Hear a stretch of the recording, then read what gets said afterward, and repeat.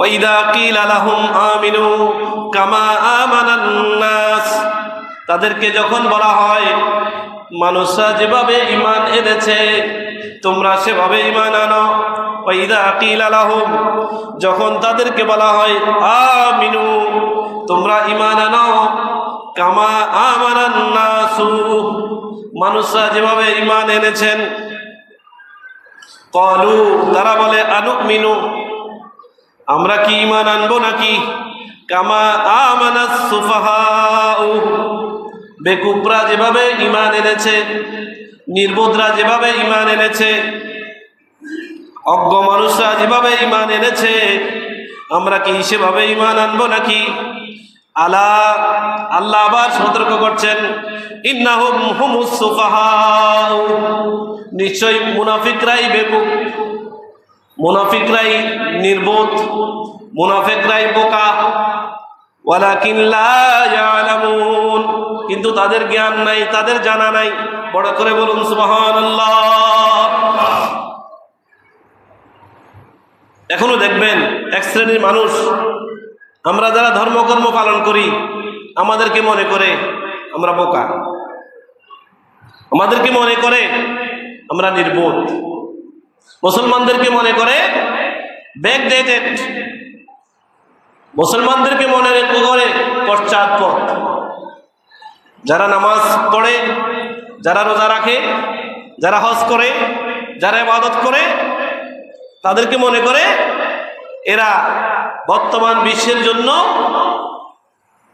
এরা অনুপযোগী, এরা আনফিট, এরা আনকালচারাল। এক শ্রেণীর মানুষ এটা মনে করে এবং সে এত বেশি কালচারাল হয়ে গেছে নামাজ পড়ে না, এত বেশি জ্ঞানী হয়ে গেছে রোজা রাখে না, নিজের বাচ্চা কাচ্চাদেরকেও রোজা রাখতে দেয় না। শিক্ষিত, সংস্কৃতি সম্পন্ন আছে কি নাই? রমজান মাসে ঢাকায় গিয়ে দেখবেন মনে হয় রোজা ঢাকায় ঢুকে নাই, এরকম পরিস্থিতি। রমজান মাসে ঢাকা বিশ্ববিদ্যালয়ের হলগুলোতে গিয়ে দেখবেন, এটা আমি এক সময় হলে ছিলাম, 8-10 দিন মেহমান হিসেবে হলে ছিলাম, SM হলে। তখন দেখেছি হলের অধিকাংশ ছাত্র জুমাও পড়ে না, রোজাও রাখে না। এদিকে জুমার নামাজ চলতেছে, ওরা মাঠে ক্রিকেট খেলতেছে। ইউনিভার্সিটির ছাত্ররা কেন এরকম হয়েছে? কারণ এরা বেশি শিক্ষিত, এরা অনার্স গ্রাজুয়েট, মাস্টার্স গ্রাজুয়েট। এই কারণে এদের নামাজ লাগবে না, এদের রোজা লাগবে না, ইবাদত বন্দেগী লাগবে না। একটা সংস্কৃতি, একটা সমাজ এরকম আছে, এরকম এটা তখনও ছিল, তখনও ছিল। মুসলমানদের অনুসারী যারা, তারা দুর্বল হবে, যা হাদিসে আছে। সুবহানাল্লাহ বলেন। এই জন্য কি মন খারাপ আমাদের? মন খারাপ না। বাদশাহ হিরাক্লিয়াস, রোমের বাদশাহ হিরাক্লিয়াস আবু সুফিয়ানকে জিজ্ঞাসা করেছিলেন। তখন হযরত আবু সুফিয়ান মুসলমান হন নাই, ব্যবসায়িক কাফেলা হিসেবে গিয়েছেন। হিরাক্লিয়াস এই আবু সুফিয়ানকে জিজ্ঞাসা করেছে, আচ্ছা বলো তো, যিনি নবী দাবি করছেন তার অনুসারীরা কি দুর্বল প্রকৃতির নাকি সবল শ্রেণীর লোকেরা? আবু সুফিয়ান বলেছে, দুর্বল লোকেরাই ওনার অনুসারী। সুবহানাল্লাহ বলেন। সুতরাং যে আমরা দুর্বল, শরীরের দিক থেকেও দুর্বল, এখানে খুব বেশি ফলোয়ার কাউকে দেখতেছি না। খুব মোটা রাজা, 6 ফিট একেবারে ফিলারের মতন কেউ আছেন এখানে? নাই। দুর্বল তো আমরা। তো শেষে হিরাক্লিয়াস জবাব দিচ্ছেন, যুগে যুগে নবী রাসূলদের অনুসারীরা এই দুর্বল প্রকৃতিরই ছিলেন, এবং যার অনুসারী দুর্বল প্রকৃতির হয় এটা সত্য নবীর আলামত। বড় করে বলুন সুবহানাল্লাহ। এটা সত্য নবীর আলামত। আর মুসলমানরা দুর্বল হবে, এটা মুসলমানিয়তের পরিচয়, এটা মুসলমানিত্বের দলিল। এই মুসলমানদের মধ্যে সর্বপ্রথম যারা, তারা হলেন সাহাবী। তারা কারা? সাহাবী। নবী এবং নবীর সাহাবীরা, এটা হলো ইসলামের সত্যতার মাপকাঠি।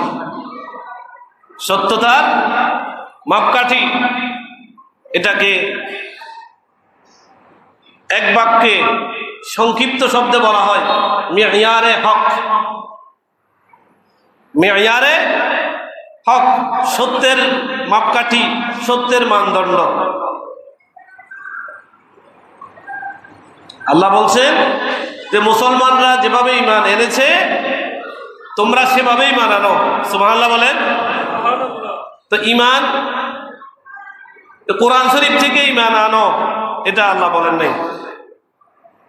যদিও কোরআন শরীফ থেকেও ঈমান সংগ্রহ করার বিষয় আছে, হাদিস থেকে ঈমান আনো এরকম বলেন নাই। যদিও হাদিস থেকে তো আমরা ইসলাম গ্রহণ করব, এটা খুব স্বাভাবিক, কিন্তু আল্লাহ মানদণ্ড বানিয়ে দিয়েছেন কিছু মানুষকে, কোরআন শরীফকে না। কারণ কোরআন শরীফ তো ইহুদিও নিয়ে বসে থাকবে যে আমি কোরআন শরীফের অনুসারী, খ্রিস্টানরাও নিয়ে বসে থাকবে আমি কোরআন শরীফের অনুসারী। 73 ফিরকার মধ্যে ওই 72 ফিরকার কাছেও কি আছে? কোরআন শরীফ আছে কি নাই? আছে। এই কারণে আল্লাহ কথা বলে নাই কোরআন দেখে ঈমান আনো, এটা বলেন নাই। কারণ কোরআন তো যে কেউ নিয়ে বসে থাকবে, তখন এখনো বসে আছে। যদিও কোরআন, হাদিস, ইজমা, কিয়াস এই চারটা ইসলামী শরীয়তের মূল স্তম্ভ, মূল উৎসস্থল, কিন্তু আল্লাহ এই কথা বলেন নাই যে আমিনু মিনাল কোরআনে, কোরআন দেখে দেখে ঈমান আনো, এটা বলেন নাই। কেন? কারণ কোরআনকে নিয়ে ভণ্ডরাও বসে থাকবে। এখন যেমন ওরিয়েন্টালিস্ট, প্রাচ্যবিদ একটা মতবাদ আছে, সেটা যারা ইউনিভার্সিটি, স্কুল, কলেজে পড়ে ওরা জানে যে ওরা আমাদের চেয়ে বেশি ইসলাম গবেষণা করে। ইসলামী ফিকহের জগতে সবচেয়ে কঠিন একটা কিতাব হলো হেদায়া। এই হেদায়ার 2য় খণ্ড ইলিয়ট নামক এক ব্যক্তি অনুবাদ করেছেন, ইংরেজ গবেষক, প্রাচ্যবিদ। এই 2য় খণ্ড এত কঠিন, আমরা পড়ে ইবারতের অর্থ উদ্ধার করা আমাদের জন্য গলদগর্ম খেতে হয়। সেটা তারা অনুবাদ করেছে, চট্টগ্রাম বিশ্ববিদ্যালয়ের লাইব্রেরিতে আছে। তো কেন অনুবাদ করেছে? এটা মুসলমানদের উপকারে করে নাই। এরা কোথায় দ্বন্দ্ব লাগিয়ে দেওয়া যায়, কোথায় ফেস লাগিয়ে দেওয়া যায়, কোথায় এক জায়গা থেকে আরেক জায়গায় অনেক কনফ্লিক্ট তৈরি করা যায়, এই কারণে তারা এগুলো অনুবাদ করে। সুতরাং হেদায়া নিয়ে তো সে বসে আছে, কোরআন শরীফ, হাদিস শরীফ নিয়ে সেও বলবে আমি মুসলমান, সুতরাং ইমামতি আমি করব, আমি কোরআনওয়ালা, ইমামতি আমি করব, আমি হাদিসওয়ালা, ইমামতি আমি করব। এই কারণে আল্লাহ ওই কোরআন এবং হাদিসকে মানদণ্ড হিসেবে এখানে উপস্থাপন করে নাই, উপস্থাপন করেছেন আল্লাহর নবীর সাহাবীদেরকে। বড় করে বলুন সুবহানাল্লাহ। এই জন্য ইসলামী শরীয়ত একতার উপর একমত। সাহাবীরা হলেন ইসলামের মাপকাঠি, সাহাবীরা হলেন ঈমানের মাপকাঠি, সাহাবীরা হলেন সত্যের মাপকাঠি, আদালতের মানদণ্ড, মিয়ারে হক। এই জন্য আল্লাহ বলেছেন আমিনু, তোমরা ঈমান আনো কামা আমানান নাসু, মানুষরা যেভাবে ঈমান এনেছে, দ্যাট মিনস আল্লাহর নবীর সাহাবীরা যেভাবে ঈমান এনেছে সেটা হলো মানদণ্ড। এই মানদণ্ড দেখে দেখে তোমরা ঈমান আনো। বড় করে বলুন সুবহানাল্লাহ।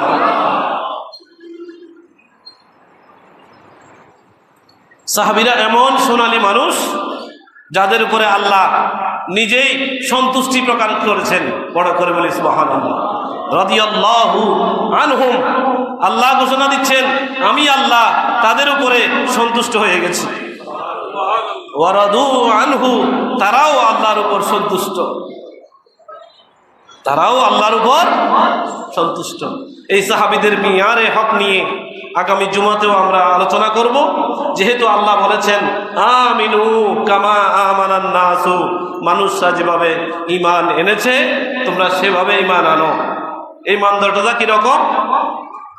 বাড়ি থেকে যখন আপনি কোনো কিছু কিনতে যান মার্কেটে, তখন আপনার মেয়ে বলে বাবা আমার জন্য এই মাপের জুতা আনবেন, একটা মাপ দিয়ে দেয়। আমার জন্য এই মাপের জামা আনবেন, ছেলে বলে দেয় আমার জন্য 56 সাইজের টুপি আনবেন, 50 সাইজের টুপি আনবেন। এই যে সাইজের যে কথা বলেছে, যে মাপকাঠি দিয়েছে, যে মানদণ্ড দিয়েছে, এই সেটা অনুযায়ী আপনাকে ছেলের জন্য টুপি আনতে হবে। সুতরাং সেটা মানদণ্ড, সেটা মাপকাঠি, সেটা মিয়ারে হক। আল্লাহ সেটাই বলছেন আমিনু কামা আমানান নাস, মানুষরা যেভাবে ঈমান এনেছে তোমরা সেভাবেই ঈমান আনো। বড় করে বলুন সুবহানাল্লাহ।